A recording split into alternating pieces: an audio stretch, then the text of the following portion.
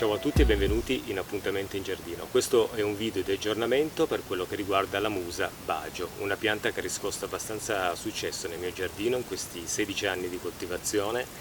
Tutte le persone che vengono a trovarmi nei mesi estivi di massimo sviluppo di questa pianta rimangono sempre molto colpiti da questa pianta di banano, la musa bagio, un banano che non produce banane commestibili, però riesce sempre a produrre qualche caschetto di piccole banane che poi nei mesi di ottobre cominciano a marcire perché arriva il freddo, quindi non completano lo sviluppo, però qualche bananina la crea, anche se non è commestibile. Però tanti vengono veramente colpiti dall'aspetto imponente, perché la musa bagio è una pianta che, se coltivata bene, ma più che bene in una zona adatta al suo sviluppo, può diventare un esemplare di veramente grandi dimensioni. Quindi bisogna pensarci se abbiamo un piccolo giardino o un grande giardino, perché in un piccolo giardino questa pianta può rappresentare un po' un problema per quello che riguarda il suo sviluppo. In un grande giardino invece possiamo sbizzarrirci, magari creando anche più di una macchia di banano nel giardino, perché fornisce tantissima ombra al di sotto delle sue fronde, e quindi questo può essere utile magari per sistemare delle sedie, un tavolino, per rimanere all'ombra in queste calde giornate estive. Mi è stato chiesto frequentemente come proteggo io questo banano quando arriva il mese, quando arriva la stagione invernale. Allora, c'è da fare delle distinzioni, perché se in giardino abbiamo una pianta di piccole dimensioni, una pianta giovane, bene, questa pianta deve essere protetta col suo tronco principale. Possiamo tagliare, quando arriva l'inverno, la parte aerea delle foglie, lasciando soltanto una porzione di tronco, e questo tronco possiamo proteggerlo ricoprendolo con dei cartoni. Io facevo anche in questo modo, ricoprivo con 1 o 2 strati di cartone e poi sopra inserivo un sacchetto tipo quelli neri dell'immondizia, messo all'incontrario per coprire appunto tutto il tronco. Il sacchetto veniva poi tenuto ben aderente per terra con delle pietroline. Li facevo in questo modo per quello che riguarda quando la pianta era molto giovane. Nel corso degli anni però, poi, quando il banano si sviluppa, diventa sempre più resistente comunque al freddo. Ricordiamoci che la musa bagio è una pianta che viene da alcune zone della Cina in cui gli inverni sono particolarmente freddi e le temperature vanno anche al di sotto dello zero. Logicamente non vanno a meno 30 gradi sotto zero in natura, è per quello che questa pianta è resistente, perché può resistere comunque a meno 10, meno 15 gradi se ben protetta, mentre se gli inverni freddi arrivano a meno 5, meno 10 gradi per qualche giorno, non c'è assolutamente nessun problema. Io ho notato che questa pianta resiste benissimo. Logicamente le foglie cominciano a disfarsi in inverno, perché le foglie patiscono tanto, sono sottili, gelano subito, mentre il tronco è un po' più resistente. Magari la parte esterna del tronco patirà un po' il gelo, ma il cuore del tronco rimarrà protetto. Quindi come possiamo fare? Pianta piccola, l'ho già detto prima, bisogna proteggerla per i primi 2-3 anni nel suo sviluppo, tutte le volte che arriva l'inverno, con una copertura, tanto non ha bisogno neanche della luce solare, basta che sia protetta dal gelo. Possiamo anche fornire una pacciamatura di foglie intorno, in modo da proteggere anche il terreno da un'eccessiva temperatura gelida. Per quello che riguarda invece un banano che ha già 5, 6, 7 anni e che comincia a produrre questi grossi tronchi, io faccio in questo modo. Ormai sono già alcuni anni che lo faccio. I tronchi principali sono veramente grandi, dopo mi avvicino con la telecamera per farvi vedere, possono essere veramente di grosse dimensioni. Questi tronchi io li tengo in questo modo quando arriva l'inverno. Piego tutte le foglie, che tanto tenderanno a scendere giù perché gelano, quindi tendono ad afflosciarsi e a seccarsi. Io le piego sul tronco con uno spago, le lego in modo che rimangano tutte aderenti al tronco. C'è anche un video creato l'anno scorso, in cui metterò poi il link di sotto di questo, dove faccio vedere questa operazione appunto di copertura dei tronchi, in cui poi andrò a togliere anche alcune foglie che si sono seccate, le prendo, le accartoccio un po' e le metto tutte in mezzo tra un ramo e l'altro, proprio per creare una specie di cumulo di foglie secche di banano stesso, che proteggono il cuore della pianta, perché una cosa molto importante nella coltivazione della musa bagio è proteggere il cuore della pianta, perché è sì robusto ma è anche delicato. Come dicevo prima, Il freddo può anche non danneggiarlo, ma un'ondata di gelo veramente continuativa nel corso delle settimane può creare veramente qualche danno. Però io ho notato che molte piante piccole di Musa Bagio che avevo qua in giardino sono morte per via del gelo, perché sono gelate, però dalle radici hanno sempre generato poi delle piccole nuove piantine, quindi è una pianta abbastanza resistente. Non dobbiamo scervellarci per capire come farli superare l'inverno se abitiamo ad esempio in una zona come la mia che è a 550 metri di altezza sulle colline qui in Valpellice in Piemonte. Logicamente se abitiamo sui 1000 metri, 1100, 1200, 1500 e lì la pianta dovrà essere protetta molto ma molto di più, anche perché la neve rimane per più tempo, l'inverno è molto più lungo rispetto alla pianura in zone di alta montagna, l'inverno arriva prima, il freddo arriva prima e quindi vuol dire che la stagione calda è limitata rispetto a quella che può essere di pianura o in riva al mare, in cui la stagione calda è sempre molto ma molto più lunga nel corso dell'anno, e questo permette un grandissimo sviluppo rigoglioso della Musa Bagio. Qui possiamo vedere quello di cui parlavo prima, nel senso la protezione invernale del banano. Piante piccole devono essere protette con del cartone, con un rivestimento che durante l'inverno permetta alla pianta di non gelare. Possiamo anche togliere le foglie, non ha nessun problema, non c'è nessun problema. Tiriamo il tronco che poi ricaccia in primavera, liberato poi dalla protezione. Per quello che riguarda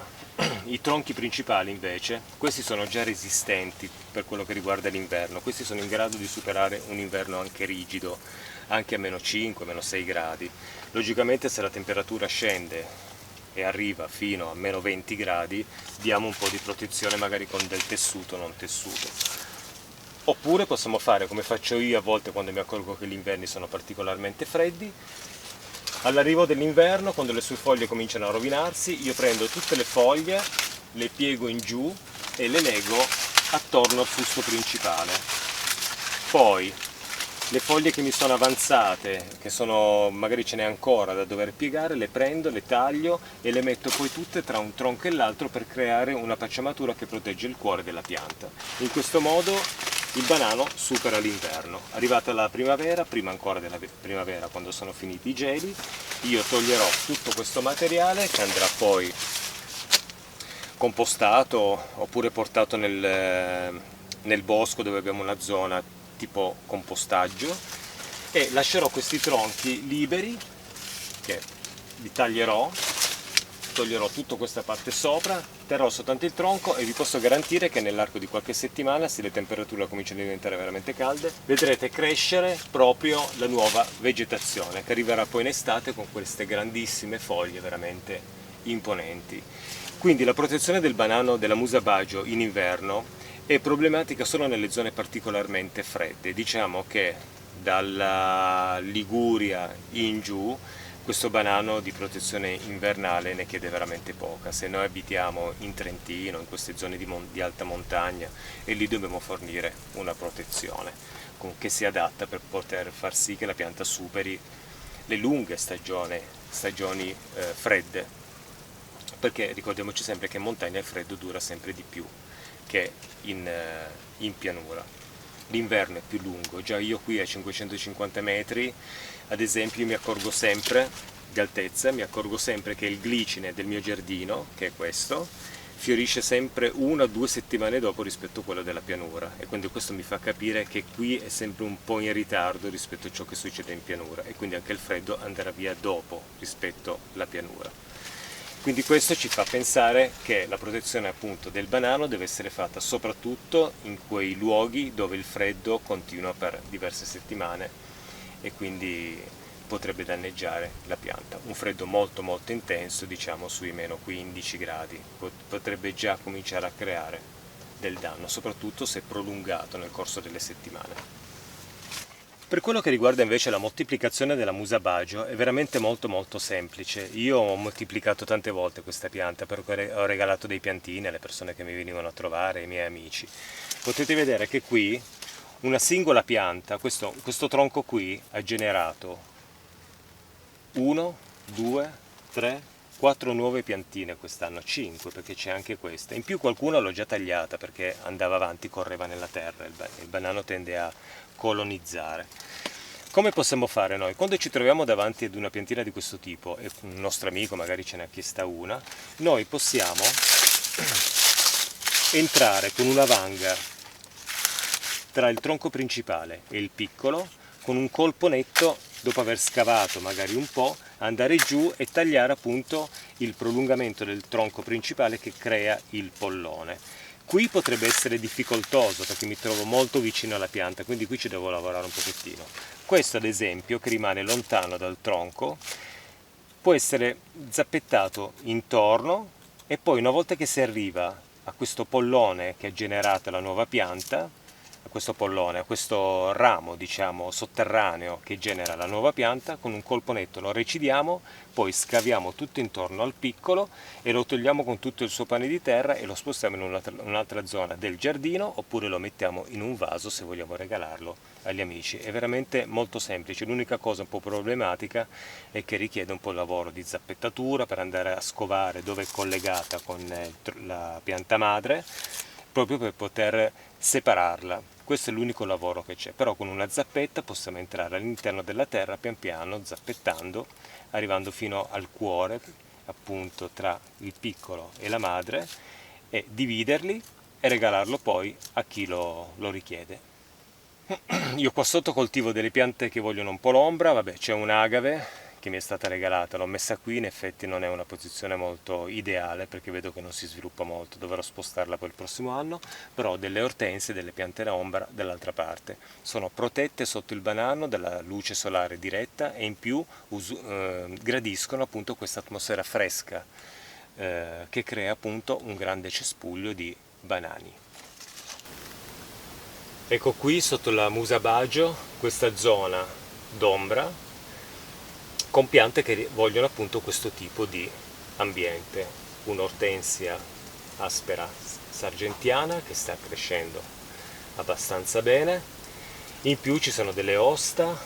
ho messo altre piante, una brunnera, piante che vogliono comunque un ambiente, c'è anche il Cardiocrinum che quest'anno le lumache veramente me l'hanno rovinato,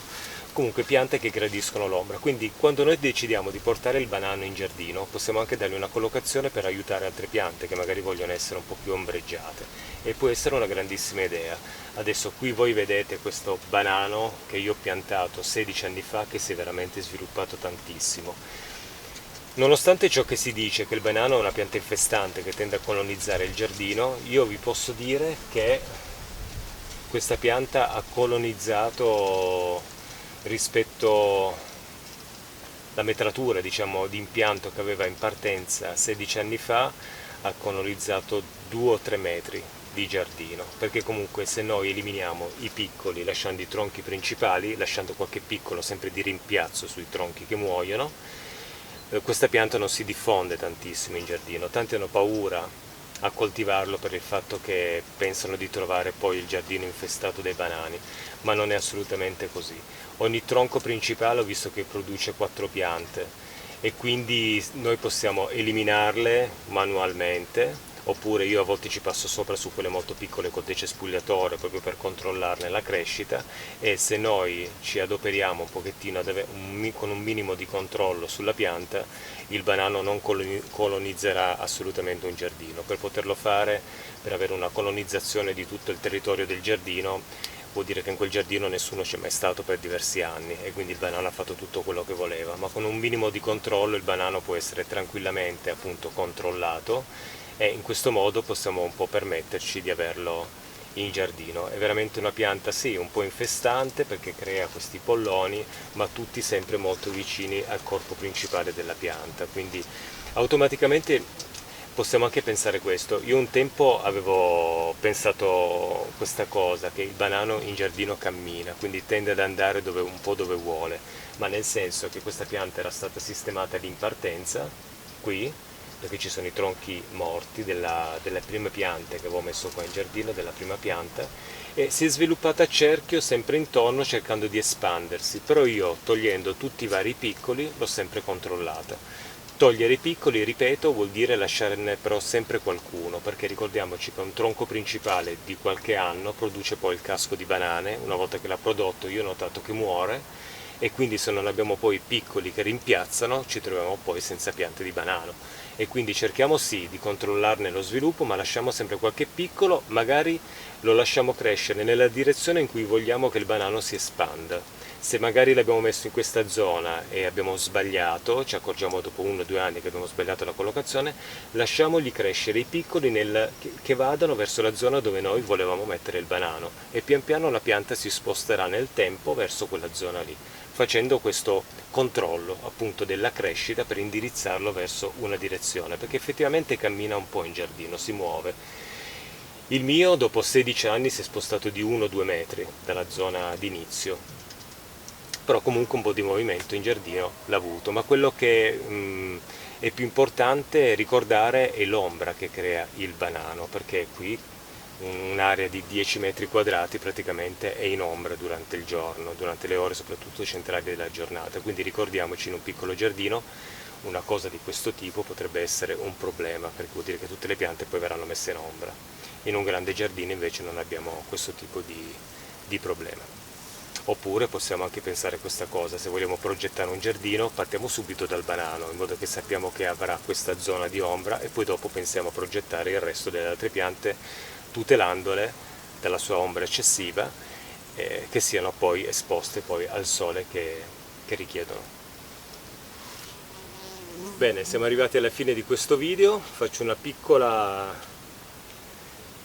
aggiornamento per quello che riguarda la sua coltivazione. Terreno possibilmente argilloso, non terreno sabbioso, perché sul terreno sabbioso bisogna usare veramente tanta acqua per poterlo coltivare. Temperatura che può andare fino ai 30-35 gradi senza problemi, e può scendere anche fino a meno 10, meno 15 gradi se protetto per bene durante l'inverno. Acqua in abbondanza. Se la pianta si trova in una zona in cui non c'è un passaggio di acqua sotterranea è meglio bagnarla, quindi in questo caso, se pensiamo che coltivare un banano può essere una soluzione che richiede troppa acqua di quella che possiamo dare, possiamo coltivarne un piccolo esemplare magari in vaso, rimpiazzandolo tutte le volte che produce dei piccoli, perché così in vaso possiamo sì dargli dell'acqua quando la vuole, ma è sempre minore la quantità. Se piantiamo una cosa del genere in un giardino sabbioso dove l'acqua va via subito, vuol dire fornire a questa pianta veramente litri e litri e litri di acqua per mantenerla bella turgida, diciamo, e rivolta un po' come è solito fare del banano, con queste foglie un po' lanciate nel cielo, altrimenti rischiamo di trovarci una pianta con queste foglie sempre basse e bisognose di essere idratate. La concimazione possiamo farla all'impianto, magari con dello stallatico pellettato. Io ho usato quello e è andato benissimo, perché vedete che la pianta nel corso degli anni si è sviluppato bene. Concimazione sicuramente continuativa nel corso degli anni per quello che riguarda un terreno povero. In un terreno come questo, che è argilloso, io poi dopo i primi anni iniziali di coltivazione non l'ho più concimata. Il terreno argilloso è un terreno organico, quindi la pianta trova benissimo ciò che gli serve per poter sopravvivere nel nostro giardino. La moltiplicazione l'abbiamo vista, è molto semplice, con una zappetta dividiamo il pollone della pianta madre. Insomma, il banano in giardino, una considerazione finale: è una pianta che regala una grande decorazione in giardino, un grande aspetto lussureggiante. Questo se vogliamo creare un contrasto tra un giardino semplicissimo, magari con delle rose, con delle piante normalissime, e vogliamo mettere un elemento che attira l'attenzione. In questo caso il banano può essere una pianta adatta, ma può essere adatta anche una palma, ad esempio, in giardino, che regala quel tocco esotico ad un giardino che di tocco esotico non ne ha magari, e quindi un bel tocco tropicale ed esotico in giardino può essere un po' una chiave per dare al giardino un modo di presentarsi un po' alternativo, un po' originale. Perché è vero che il banano si diffonde un po' nel terreno, ma ad esempio pensiamo al glicine, che tende veramente a diventare infestante e anche molto pericoloso per quello che riguarda le strutture, quando viene piantato vicino alla casa. Quindi rispetto al glicine il banano è una pianta un po' meno pericolosa, diciamo, per il nostro giardino, e se il glicine dalla pianta madre lo ritroviamo poi a 10 metri di distanza con delle nuove crescite, il banano con un piccolo lavoro attorno ai tronchi principali di contenimento non ci darà sicuramente questo tipo di problema. Quindi Musa Bajo, pianta di facile coltivazione per giardini di una certa dimensione, che con un piccolo lavoro di contenimento della pianta stessa potremo regalare così, in questo modo, al nostro giardino un angolo esotico e soprattutto fresco, che può essere d'aiuto, come dicevo prima durante il video, alle piante che magari richiedono un po' più di umidità e un po' più di ombra, dato appunto dalle foglie meravigliose di questo tipo di pianta da giardino. Ciao a tutti e al prossimo appuntamento in giardino. Ciao ciao, adesso vado a casa, però prima di andare a casa a riposarmi, perché veramente il caldo è incredibile oggi, volevo farvi vedere una piccola cosa che ho trovato, un'idea molto carina da mettere in giardino, così per fare un po' di elementi di decorazione. Ecco questa piccola idea che ho trovato in vendita online, sono questi uccellini in ferro. Sono già arrugginiti perché toccandoli si sente questa patina rugginosa, diciamo, con una vite vengono avvitati sui supporti di legno e creano veramente un qualcosa di divertente, di simpatico in giardini. Ce ne sono di diversi tipi, c'è la cincia, il pettirosso, questo credo che sia un passero normale, dopo vi faccio vedere il pettirosso, e le 2 cince che ho messo nell'ingresso del mio giardino. Ecco qui il pettirosso, devo girarlo ancora bene per far entrare di più la vite, però questa è una canna di bambù, è veramente molto dura, ho paura di spezzarlo, al limite lo lascio così. Questo è il pettirosso e adesso vi faccio vedere le 2 cince che ho messo nel portoncino d'ingresso del giardino. Ecco qui le 2 cince, sempre in questo ferro, sempre in ferro, che ho sistemato così, si guardano, con la scritta che avevo fatto lo scorso inverno, Giardino Botanico di Giuseppe Giorgio, così per buttarla un po' sull'ironico. Però queste 2 cince gli danno veramente un aspetto molto bello a questo piccolo cancelletto rustico. Ci vediamo al prossimo appuntamento in giardino, ciao ciao!